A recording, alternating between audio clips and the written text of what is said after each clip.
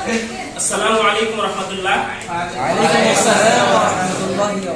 আমি নবম শ্রেণীর গণিত বিষয়ক একটি অধ্যায় হলো লগ, সেই লগ অধ্যায় নিয়ে একটি পোস্টার করা হয়েছে নবম শ্রেণীর পক্ষ থেকে। আমি সেখানে গ্রুপসের পক্ষ থেকে আমি উপস্থাপনা করছি আপনাদের সামনে। আর কথা না বলি আমরা উপস্থাপনার মধ্যে যাই।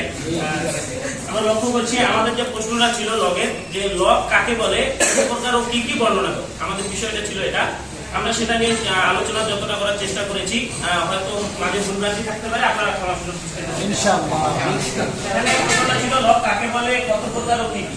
আমরা লিখেছি লগ কাকে বলে, গণিতের ক্ষেত্রে লগারিদম হলো সূচকের বিপরীত প্রক্রিয়া। সূচকের বিপরীত প্রক্রিয়া অর্থাৎ সূচক যেটা বিপরীত হবে, এর অর্থ কোন সংখ্যার লগারিদম হলো সেই সূচক যেটাকে একটি নির্ধারিত মানের ভিত্তি হিসাবে উন্নীত করলে প্রথম অর্থাৎ প্রথমে যে ঘাতটা ছিল, সংখ্যাটি ছিল, সেটা পাওয়া যায়।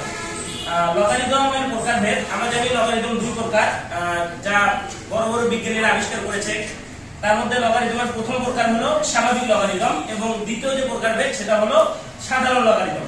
এক নাম্বার আমরা স্বাভাবিক লগারিদমের সংজ্ঞা